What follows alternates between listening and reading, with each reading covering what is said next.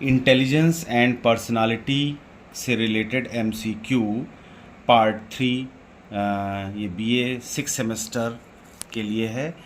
Question number 59 से 90 तक इस पार्ट में है। 59 क्वेश्चन, आईक्यू क्या है? आईक्यू को क्या कहते हैं? Intelligence quotient, intellectual quotient, internal quotient, इनमें से कोई नहीं। तो पहला इसका सही है, आईक्यू को इंटेलिजेंस क्वोशंट बोलते हैं। बुद्धि लब्धि को किससे प्रदर्शित किया जाता है? बुद्धि लब्धि को आईक्यू से प्रदर्शित किया जाता है, इसलिए ऑप्शन सी सही है। एसक्यू क्या है? एसक्यू को स्पिरिचुअल क्वोशंट के नाम से जाना जाता है। Answer B is the correct answer. आत्मा की बुद्धि किसे कहा गया है? संवेगात्मक बुद्धि को, ज्ञानात्मक बुद्धि को, आध्यात्मिक बुद्धि को, भावनात्मक बुद्धि को। सही आंसर है आध्यात्मिक बुद्धि को। क्वेश्चन 63, बुद्धि के अन्य प्रकारों की तुलना में किस प्रकार की बुद्धि को उच्चतर बुद्धि माना गया है? पहला ऑप्शन है भावात्मक बुद्धि, संवेगात्मक बुद्धि, अमूर्त बुद्धि, आध्यात्मिक बुद्धि। सही आंसर है आध्यात्मिक बुद्धि। क्वेश्चन 64, आध्यात्मिक बुद्धि का संबंध किससे है? आध्यात्मिक बुद्धि का संबंध वर्तमान से है। भारतीय परिस्थितियों में विनय परीक्षण का पहला प्रमाणीकरण परीक्षण निम्नलिखित में से किसने किया? इसका सही आंसर है सी हर्बर्ट राइस ने। Spiritual intelligence the ultimate intelligence पुस्तक के लेखक का नाम क्या है? इसका पुस्तक के लेखक का नाम है डाना जोहर एवं इयान मार्शल। क्वेश्चन 67, डाना जोहर व इयान मार्शल ने आध्यात्मिक लब्धि को क्या माना है? इन्होंने आध्यात्मिक लब्धि को मानव प्रतिभा का अंतिम सत्य माना है, इसलिए इस क्वेश्चन का सी ऑप्शन सही है। आध्यात्मिक बुद्धि की अवधारणा को सर्वप्रथम किसने प्रस्तुत किया था? आध्यात्मिक बुद्धि की अवधारणा को सर्वप्रथम डाना जोहर एवं इयान मार्शल ने प्रस्तुत किया था। क्वेश्चन 69, व्यक्ति का आत्म साक्षात्कार बुद्धि के किस प्रकार से संबंधित है? तो इसका आंसर है एसक्यू से। क्वेश्चन 70, डाना जोहर ने आध्यात्मिक बुद्धि के अंतर्निहित कितने सिद्धांतों को परिभाषित किया है? इसका सही आंसर है 12 सिद्धांतों को। 71, 140 से अधिक बुद्धि लब्धि वाले बालक को किस श्रेणी में रखा गया है? इसका सही आंसर है प्रतिभाशाली या जीनियस की श्रेणी में रखा गया है। कारक विश्लेषण विधि का प्रतिपादन किसने किया? कारक विश्लेषण विधि का प्रतिपादन थर्स्टन ने किया। प्रसिद्ध मनोवैज्ञानिक जी थॉमसन किस देश के हैं?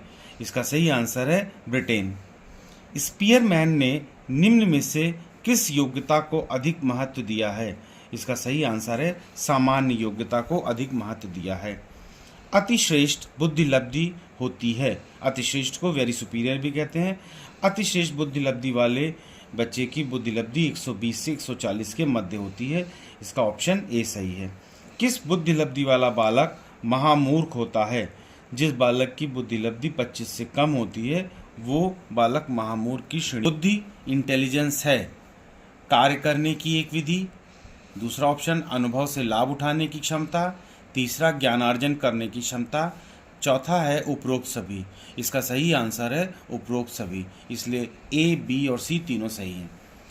क्वेश्चन 78, बुद्धि परीक्षण की दिशा में पहला ठोस कदम निम्नलिखित में से किस मनोवैज्ञानिक ने उठाया? इसका सही आंसर है अल्फ्रेड बिने ने।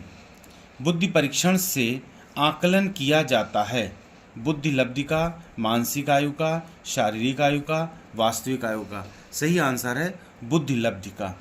क्वेश्चन 80, बुद्धि मापन के ऐतिहासिक विकास क्रम को किन कालखंडों में बांटा जा सकता है? विनय उत्तर काल, विनय काल, विनय पूर्व काल, उपरोक्त सभी। इसका सही आंसर है उपरोक्त सभी।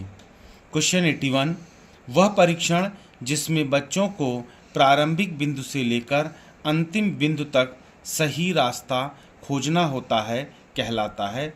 इसका सही आंसर है भूल भुलैया। 2, बालक में व्यक्तिक भिन्नता की जानकारी किन परीक्षाओं द्वारा प्राप्त की जाती है?